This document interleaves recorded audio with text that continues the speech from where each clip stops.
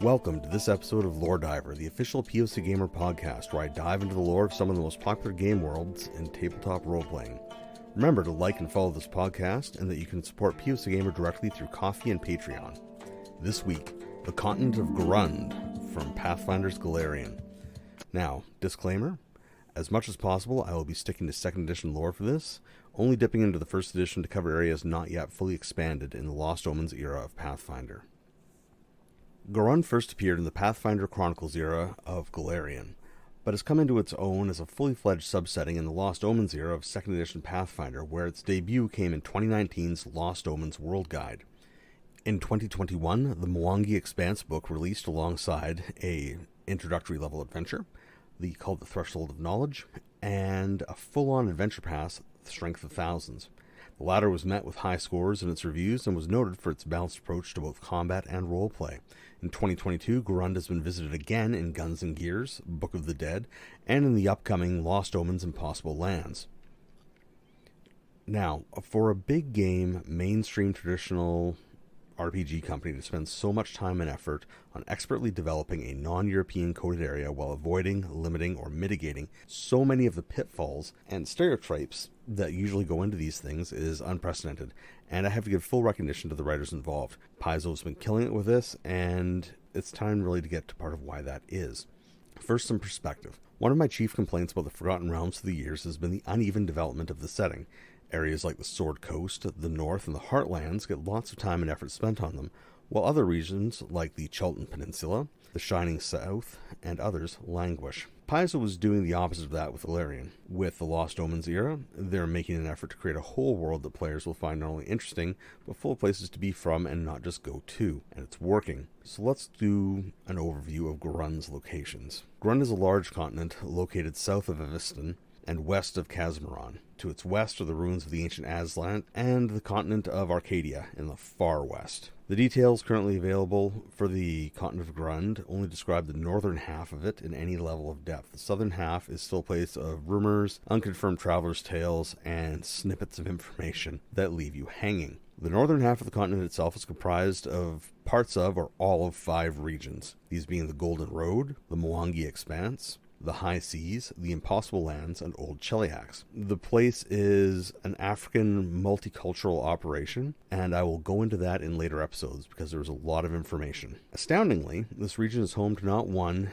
not two, not three, but multiple ancient empires. It was on the edges of the ancient Aslanti Empire, and is the home of its descendant, the Jitska Imperium, who notably created the automatons. There's Osirian, which tracks their history to the same era as the Jitska Imperium, and is the oldest human civilization still operating on the Inner Sea. Then there's the Shori Empire, a high magic operation that lived in flying cities, some of which are still around. And moving into the undescribed and hinted at south of Garund brings the Druun Empire, an Uruxi, or lizard folk empire, that uses domesticated dinosaurs. Then there was a serpent folk empire that's still causing trouble, a cyclops civilization, and more. The place has a lot of deep history, and it actually affects things in the modern era. Then there's the people.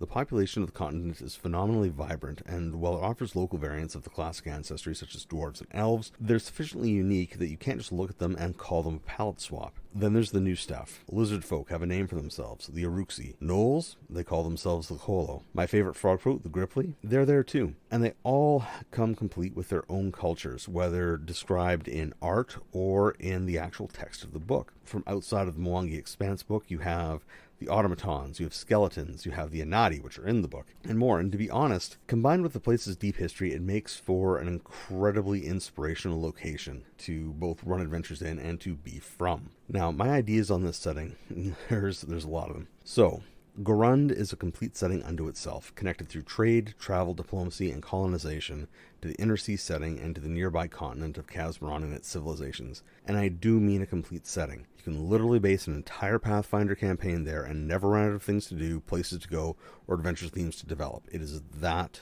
well put together, even with just the limited amount of books that have been released so far for it. Character-wise, Golarion has always been an incredibly strong and fertile ground for character creation. There's always been lots of ancestry to choose from, and Garund carries on that tradition in the finest of ways. Every book that comes out for this continent is expanding on it and its options in a way that make it all very approachable, and without making it feel bloated or overdone. It also easily supports things like characters traveling from other continents thanks to both its trade connections and deep history. So if you have a group of characters who want to let it all out, this is the place to absolutely do it, as some of the most unique ancestries available in the game are on Garund, at least as far as printing now. Personally, I think that the setting lends itself extremely well to exploration and quests related to ancient history.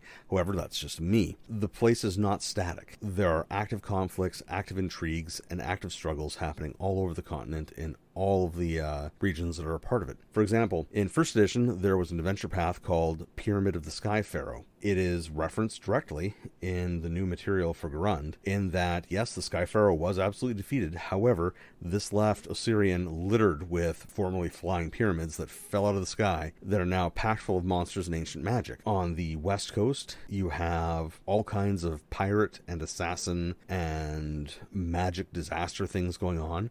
On the east coast, you have Geb and Nex, two incredibly powerful magical kingdoms that are still at it, although it's more of a Cold War now. And then there's the mana wastes between them, which have become home to Golarion's technological hub. And that doesn't even touch the whole demon issue deep in the central jungles of the Expanse. The place is very dynamic is what I'm saying, and it's not hard to find good ideas to move on as a game master or as a player. Personally, my approach to this setting really will depend on my players. If they're comfortable diving into the non-European coded nature of the place, right on. We'll go right at it. If there's a learning curve, the setting supports it.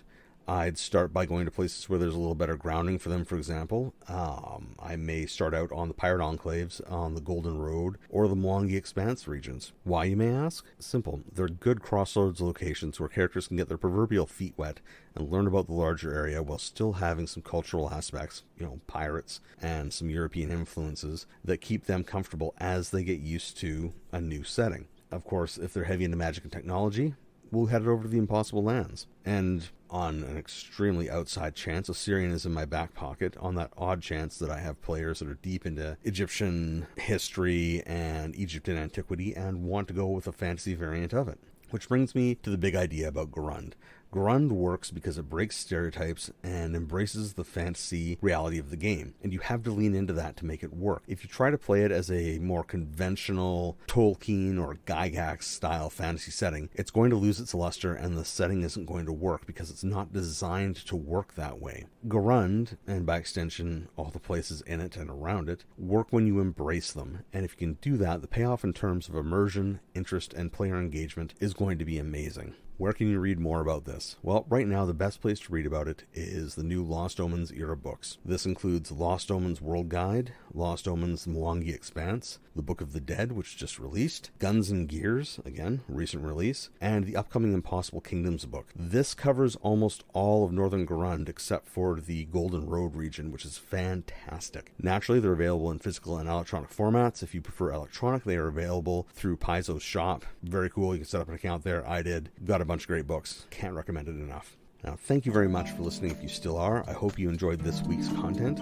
Don't forget to check out POCGamer's website, follow POCGamer on social media, and a huge thank you to my Patreon and Ko-fi supporters for making this all possible.